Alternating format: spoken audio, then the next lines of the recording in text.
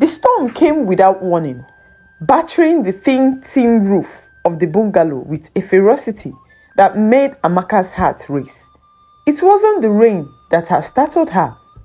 It was something else, something primal and alive, slithering just outside the window.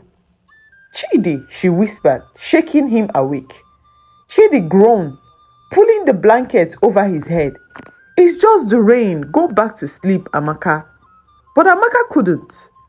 There it was again, a low hiss, deep and resonant, so close it sent shivers down her spine. Pushing the blanket aside, she tiptoed to the window, wiped the foggy glass from her palm, and peered into the darkness. For a moment, she saw nothing but rain and shadows. Then, a flashlight of lightning lit up the night, and she froze, a massive shadow sliding into the forest, its body gleaming with molten gold. Her scream pierced the night. By the time Uche, Blessing, and Obinna burst into the room, she was trembling. "There is something outside there. There is something," she said. Obinna rolled his eyes. "What? Another rat? Because you screamed the same way last time you saw one." "It wasn't a rat," Amaka snapped, her fear quickly turning to anger. "It was a snake, a massive one at that, and it glowed." The others exchanged skeptical glances, but Amaka's trembling voice made them uneasy. "A glowing snake?" Uche asked. "You must have been dreaming." Amaka glared at him. "I know what I saw." Blessing placed a hand on her shoulder. "Whatever it was, it's gone now. Let's get some rest." But Amaka couldn't sleep that night. Her mind raced with questions. What was the creature? Why was it glowing? And why did it seem to be heading for the forest? The next day, life in Emezi resumed as usual. The children at the village school greeted the corps members with their usual enthusiasm, shouting, "Oyibo Kopa, Oyibo Kopa," as they ran barefoot to their classrooms. The school was a modest structure with cracked walls and a roof that leaked whenever it rained. The chalkboards were worn out and there weren't enough desks. But the children's eagerness to learn made up for the lack of resources in the community. Amaka loved teaching. Her students, though mischievous, were bright and eager. Uche, with his knack of storytelling, made history lessons more alive. Blessing's music classes filled the air with laughter and songs, while Obinna's sports section brought the entire village to the school field. But then, there was Chidi. Chidi was assigned to teach literature and civic education. But his classes were anything but educational. He spent more time cracking jokes than teaching, and his flirtatious comments towards the older schoolgirls were causing whisper in the village. "Chidi, you need to focus," Amaka scolded him one afternoon. "The elders are starting to notice your behavior, the way you flirt around with the students in this community." Chidi waved her off. "Relax, Madam Principal.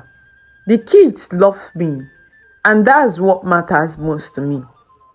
Amaka sighed.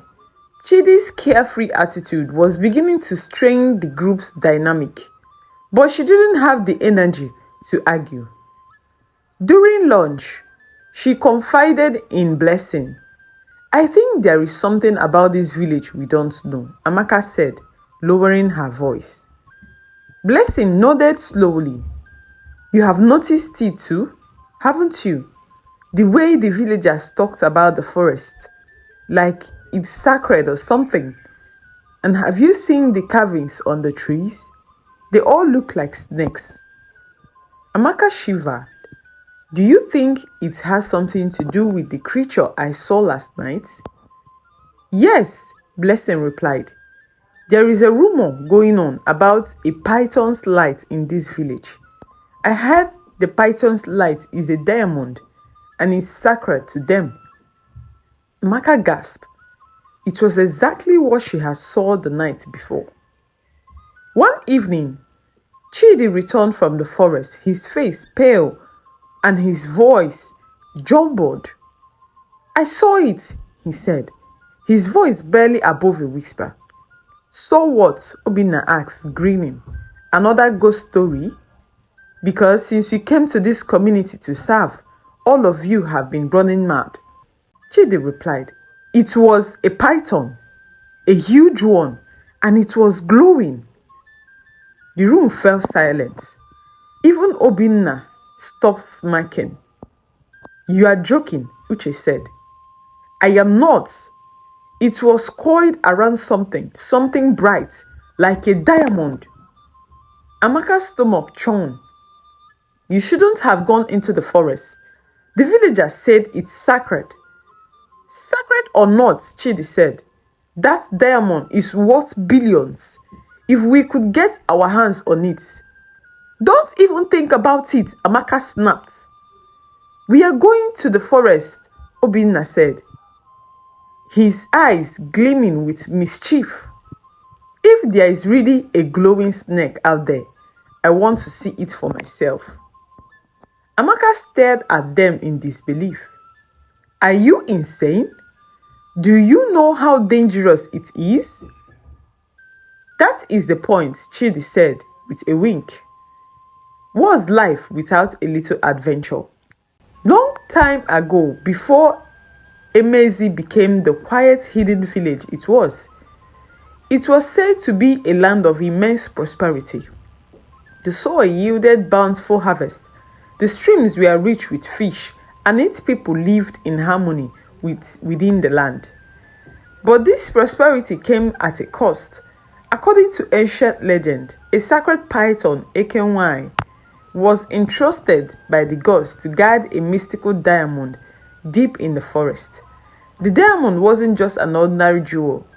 It was said to be the heart of Emezi, a gift from the gods to ensure the land remained fertile and protected. The python's diamond glowed with an unearthly light, illuminating the darkest corners of the forest.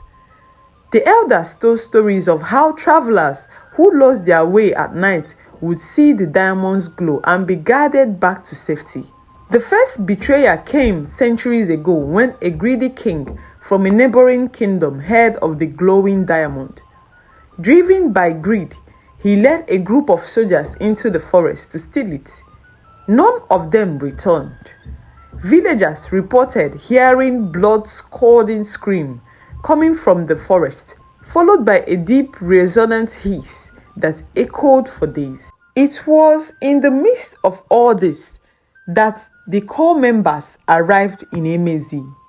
It was a hot Monday afternoon when the 5 of them arrived. The group were Chidi, Amaka, Uche, Obinna and Blessing. They were excited to begin their service year. Their assignment was to teach at the village school, which had been neglected for years. Despite the challenges they expected, they all carried on an adventurous spirit. The villagers welcomed them warmly with kola nuts and smiles. Elder Okorie, the village head, told them, "You are welcome, my children. Emezi may be small, but we have big hearts. However, remember, this land is sacred. Respect its ways, and it will respect and protect you." Weeks later, after Chidi's discovery, during a village festival, the core members overheard a group of elders talking about the Ekenwai, the sacred python. They leaned closer, pretending to enjoy their palm wine. "The light of the python protects Emezi," one elder said. "Without it, darkness will swallow this land." "What is this light they keep talking about?" Uche whispered as he thought deeply to himself. When the festival ended, Chidi gathered the courage to ask Elder Corey about it. The older man's face darkened. The light you speak of is not for outsiders. It is the heart of Emezi, a diamond gifted by the gods to our sacred python. Ekenwai guides it with her life. Many had tried to take it, and none had returned alive. I beg you, you young ones, please, during your stay as you serve in this community, stay away from that forest.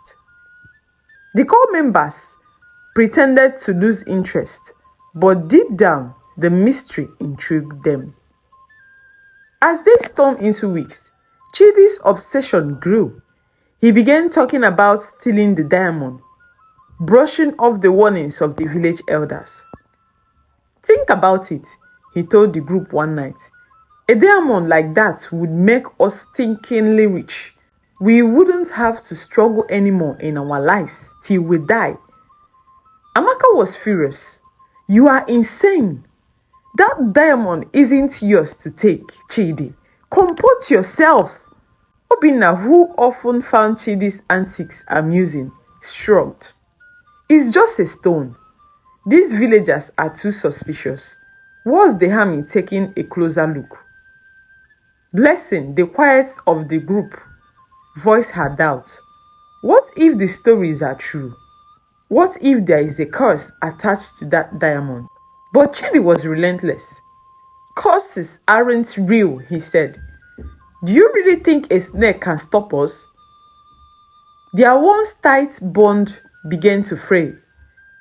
Amaka refused to be part of Chidi's schemes, but the others were intrigued by his plan. Under the cover of a moonless night, Chidi, Obinna, Uche and Blessing crept into the forest, ignoring Amaka's furious protest. The air was thick and damp, the trees towering like ancient sentinels. The faint glow Chidi had described guided them deeper, winding through the twisting roots and the narrow paths. The forest seemed alive. Shadows moved in the corners of their vision, and the rustling of leaves sounded like whispers. Every now and then, Obinna would crack a joke to ease the tension, but even he sounded uneasy. When they finally reached the clearing, they froze. The sacred python lay coiled at the base of a massive tree, its golden body shimmering faintly under the starlight. The source of its glow was clear now, a diamond, larger than any of them had imagined, nestled at the heart of its core. It was the python's light, as it was called, but it was a raw diamond. For a moment, they could only stare. They were mesmerized by the beauty. It is beautiful, Blessing whispered, her voice trembling. This is it, Chidi said, his eyes fixed on the diamond. This is how we change our lives forever. But the sacred python stared, its golden eyes snapping open. The group gasped as the serpent raised its head, towering above them. Its gaze swept across the intruders, and a low guttural hiss filled the air. Chidi, let us go, please, Uche whispered, his voice shaking. No, Chidi said, his jaw set. We are not living without this diamond. Are you insane? Amaka had been right. This was madness. But before Uche or Blessing could protest further, Chidi turned to Obinna. We need a distraction, he whispered. Can you keep it busy? Obinna hesitated, but the determination in Chidi's eyes left him no choice. With a nod, he grabbed a nearby rock and hauled it into the bushes. The python's head snapped toward the noise, its golden eyes narrowing. Now, Chidi hissed. Obinna shouted and waved his arms, drawing the python's attention further away. As the serpent uncoiled slightly, Chidi moved quickly. He pulled a thick, heavy metal sheet from the bag he had brought, a piece of scrap he had scavenged from the school's storeroom. The others haven't even noticed him carrying it until now. "What are you doing?" Blessing whispered, her heart pounding. "The light," Chidi replied, "is what it's protecting. If we cover it, it won't see it." Without waiting for approval, Chidi lunged forward and placed the metal sheet over the diamond. The glowing light was immediately snuffed out, plunging the clearing into near darkness. The python froze, its head snapping back towards the non-darkened jewel. "It's working," Chidi whispered triumphantly.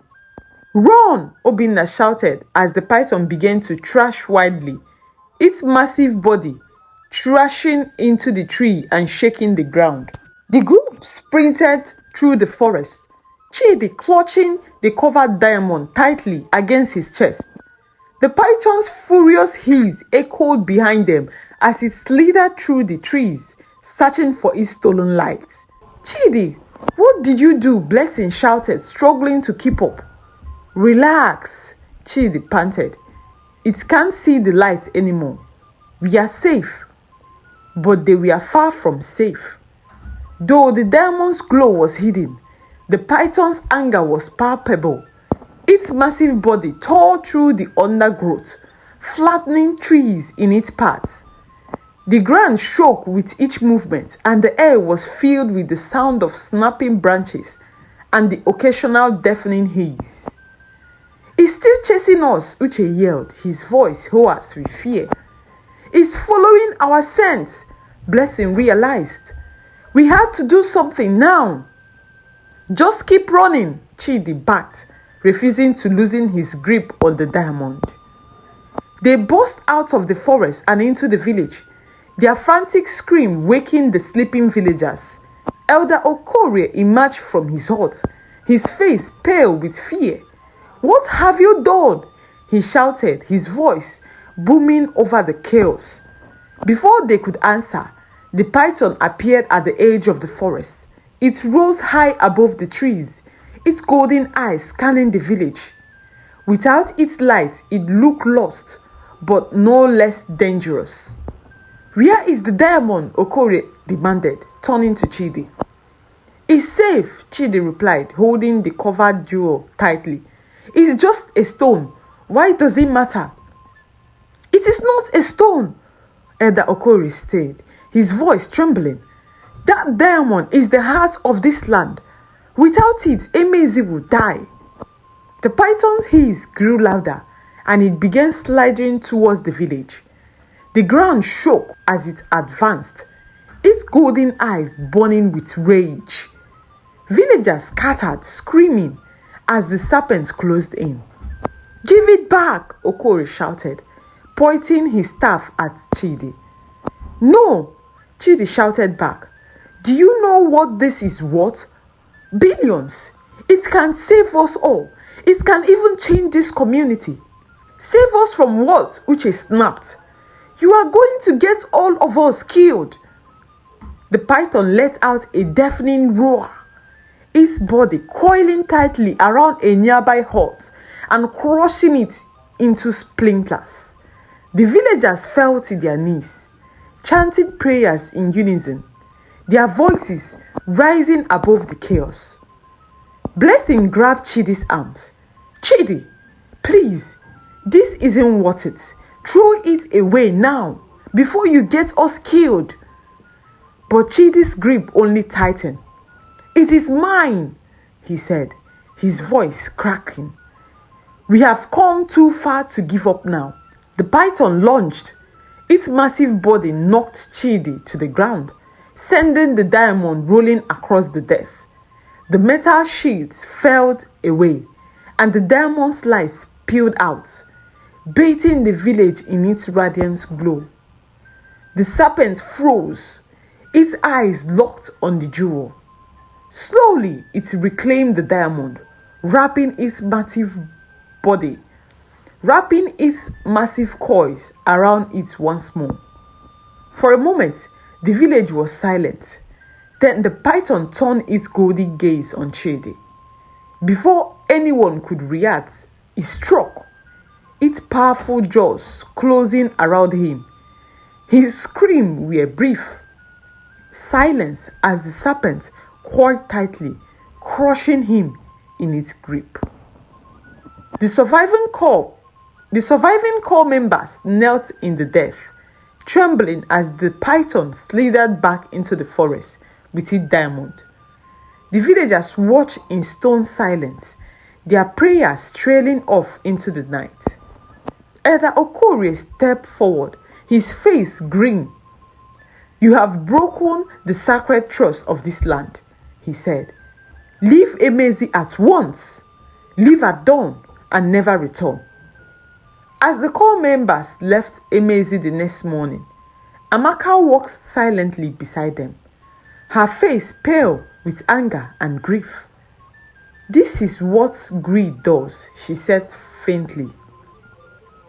"It destroys everything. If only you had listened. I begged you guys, the elders begged you. We are in a strange land and we need to respect their traditions and cultures, but none of you listen. You allow greed to get ahead of you. Not all treasures are meant to be taken. Some belong to forces far greater than us. Obedience, they say, is better, far more better than sacrifice." And so, the tale of the sacred python and its light lived on. A cautionary tale of greed, respect, and the price of betrayal.